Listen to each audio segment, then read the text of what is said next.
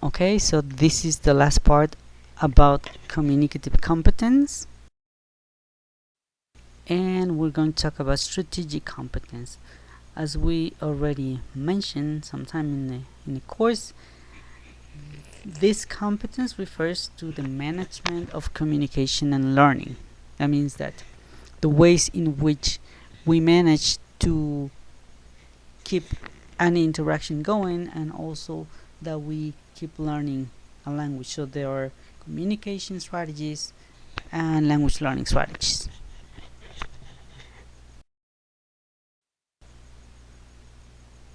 Some of the communication strategies, for example, are avoidance, when we don't know about something, or we don't know like how to say something, we don't know the grammar, the vocabulary. What we do is avoid the topic or the things that we don't know, or abandon our message. We may stop a sentence in the middle and then start again so that we can say things the way that we want. They could also some other strategies that are not avoidance. In this case, when we don't know something, we may paraphrase, right? Or we can use an approximation to the word. We could use circumlocution, which means to explain a word by saying what it means. It's like when you give a definition of something so that people can know what you're talking about. Another thing that we could do is to invent a new word. We do it very often when we learn another language. So coinage refers to inventing a new word or a new structure in order to say the things that we want to say. And another thing that we can do, of course, another strategy is appeal for assistance. That means that when we have problems because we cannot say something, we may ask our interlocutor to help us with a word or to fix the things that we don't know. Another very common strategy, of course, is miming. Like, we use our hands, we use our face, we use our whole body in order to send the meaning that we want, so that the person can understand.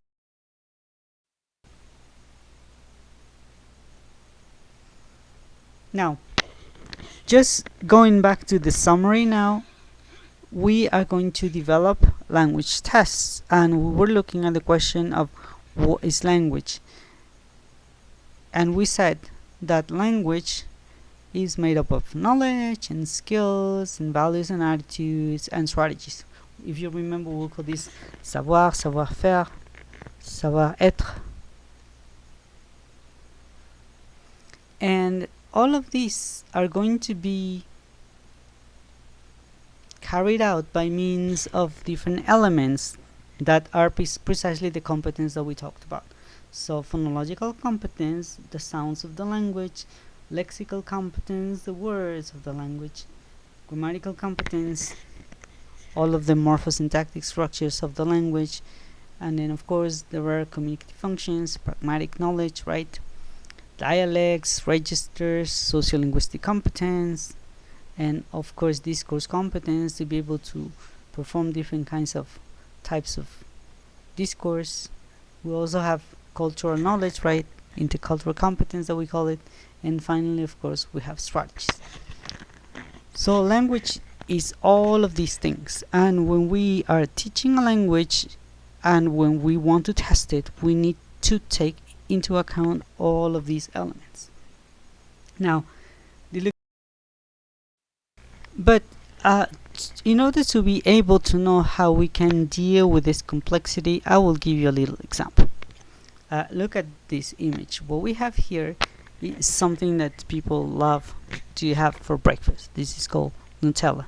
Okay, we like it because it's delicious and it's supposed to be a little nutritious. People like to eat this kind of thing for breakfast. And of course, when we look at this thing, we find that it's something that is considered very good. And let's see how it is made up in the same way that when we see how a language is made up.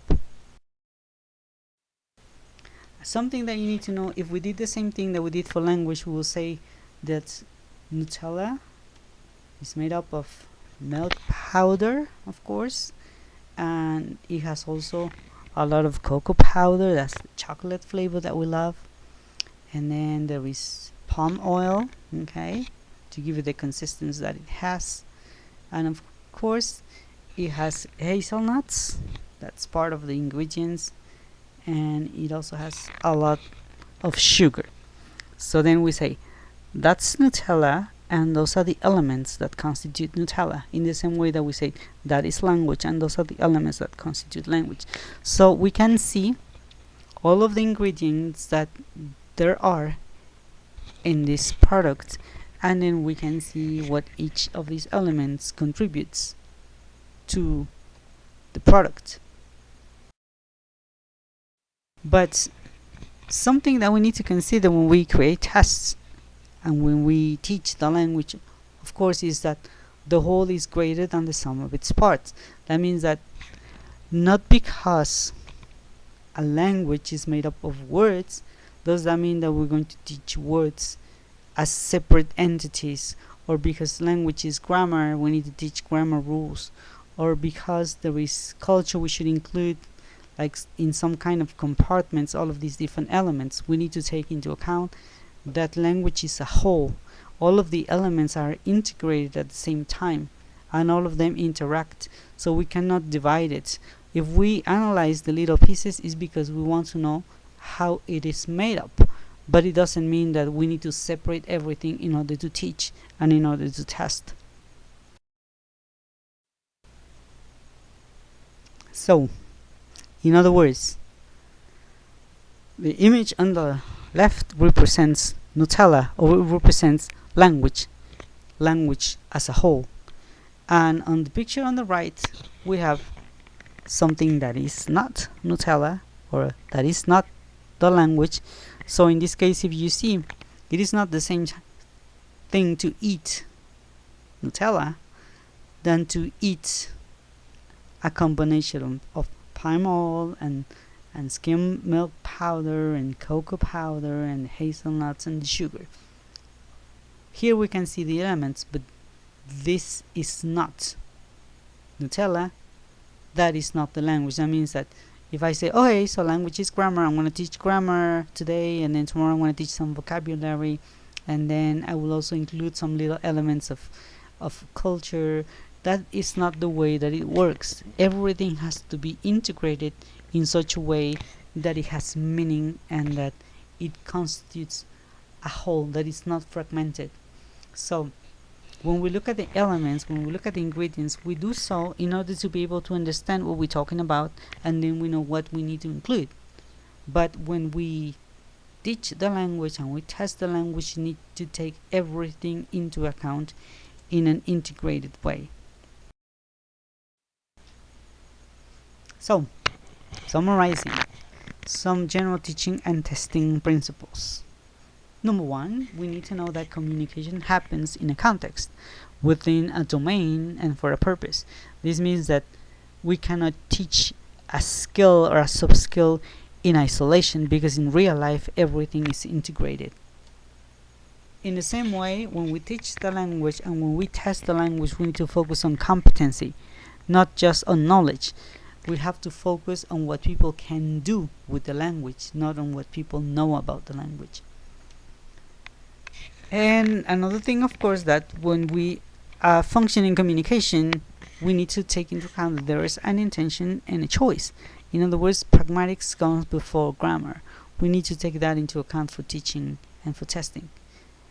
And finally, when we teach the language and when we test the language, we should take into account this as a whole process, not a process in which we're going to take all of the little parts in a separate way, in an atomistic way. So it's not like, okay, I'm going to test in this part, I'm going to test vocabulary, in this part I'm going to test grammar, because in real life language doesn't work like that. All of the elements are integrated. So I want you to review all of these elements, all of these principles about what language is, because we're going to be using them in the next part of the course, when we're going to be designing a test so that you can understand the different characteristics of language tests. But now we're going to move on to another element, which is the Common European Framework.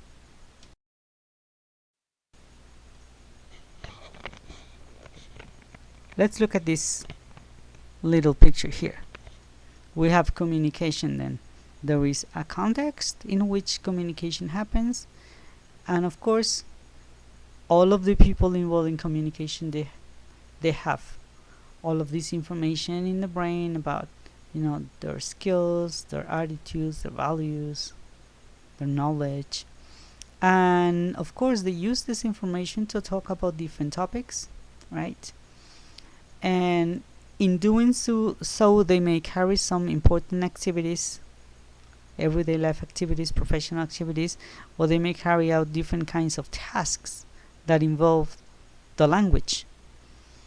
And of course, when they carry out these tasks, each of these people have different kinds of intentions, and according to these intentions, they're going to modify the discourse in order to achieve the most effective communication.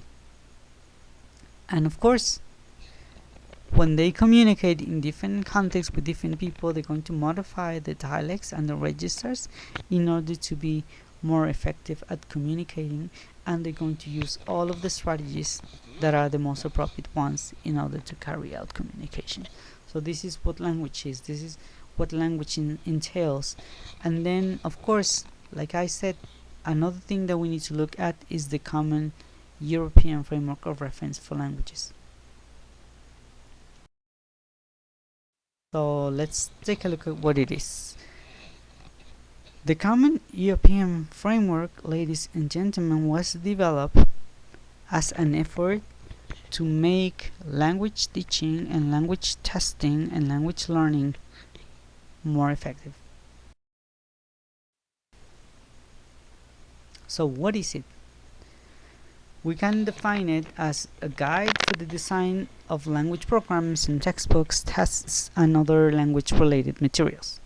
And something important about the framework is that it describes in a very detailed way what learners need to learn in order to use the language for communication, and the knowledge and skills that they must develop to perform effectively.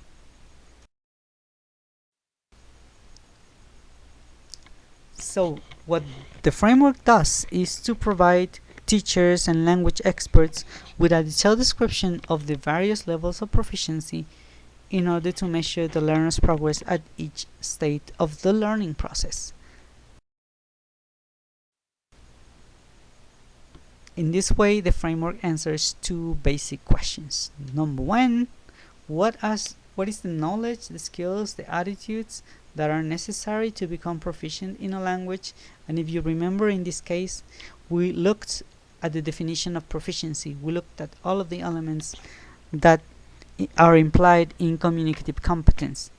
The second question is, what are the different levels of language proficiency?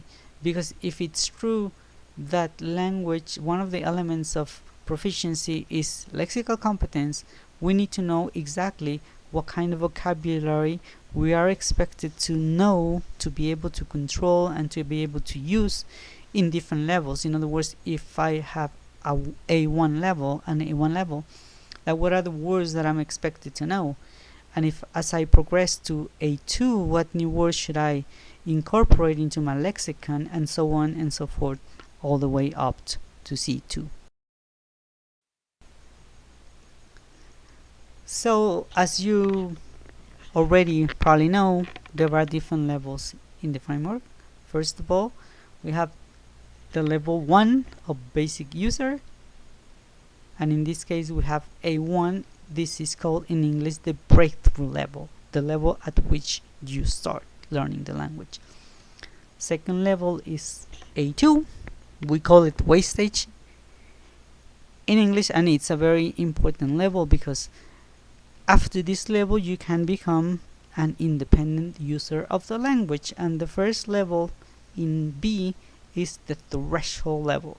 This is very important. If you remember, threshold is precisely the thing that divides you from one place to another, like the threshold of the door, for example. So in this case, you become an independent user of the language.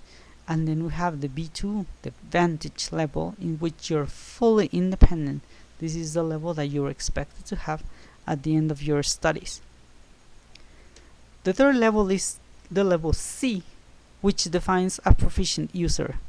And in this case, we have effective operational proficiency, C1, and the highest level within the framework is C2, that is called the mastery level.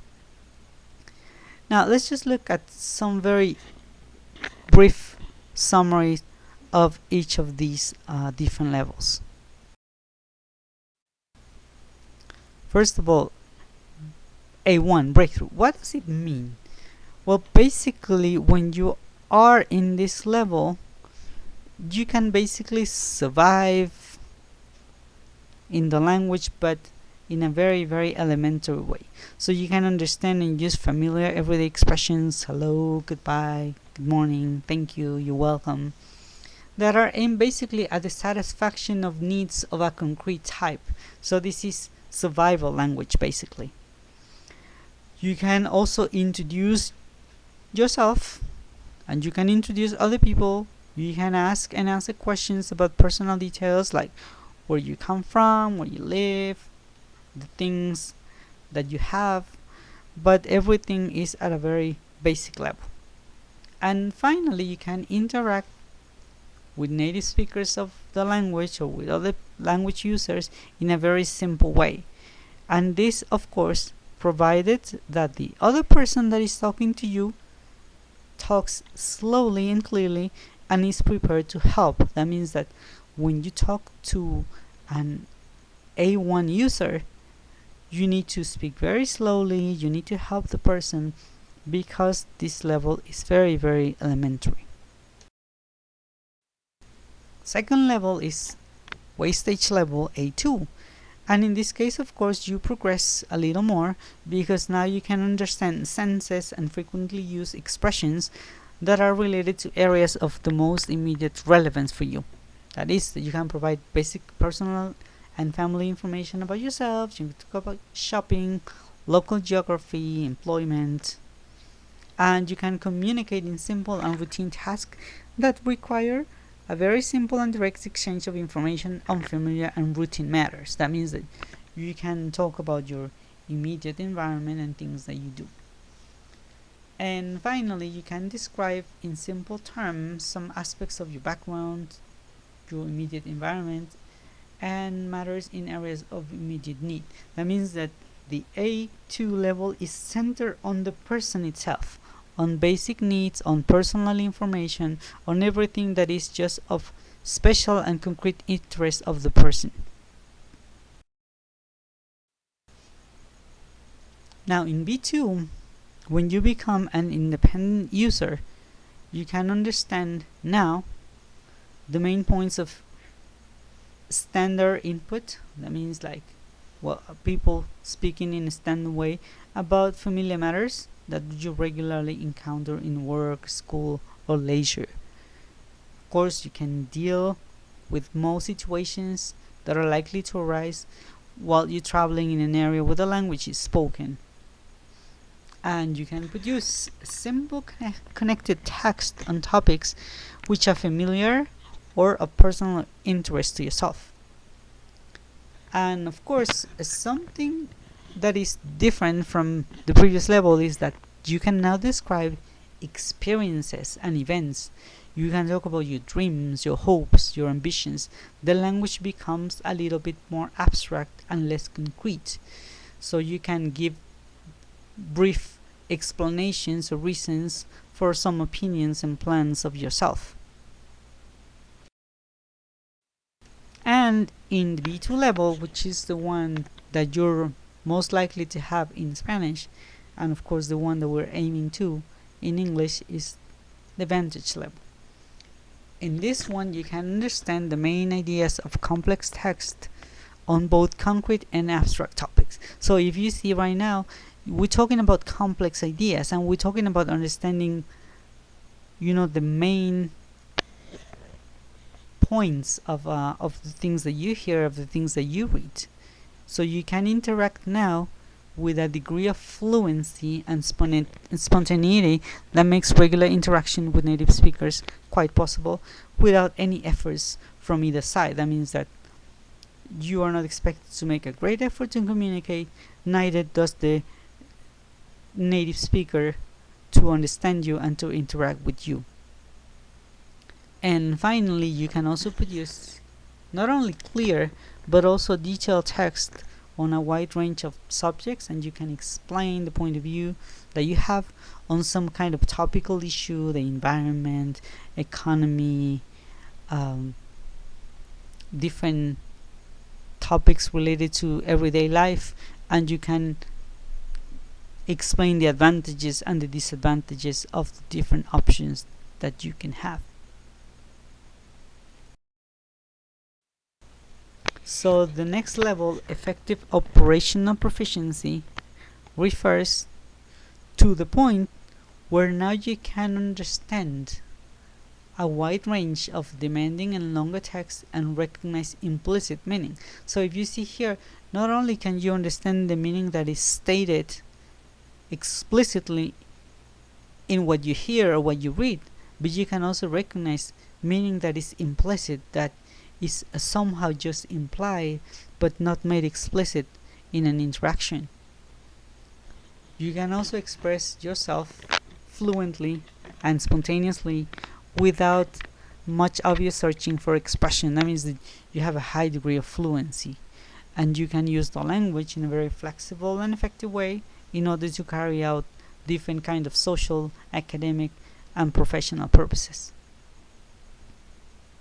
The last thing that you can do as far as text or writing is concerned is that you can produce clear and well-structured text on complex subjects, and you can show controlled use of organizational patterns, connectors, and cohesive devices. So you can see C1 shows or is the level in which you demonstrate effective operational proficiency. It's a very advanced level. Now, the last level of proficiency is one that is like quite idealized, because of course we know, because we talked about relativeness before. Remember, we talk about relativeness. We mean that it is difficult to talk about zero, and it's difficult to talk about 100% knowledge of the language.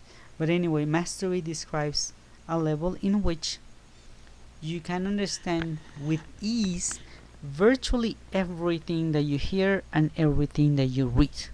So if you see, well, you have a C2, that means that you can understand almost everything. The second thing that you can do is that you can summarize information from different spoken and written sources. You can reconstruct the arguments and accounts, and you can give a coherent presentation.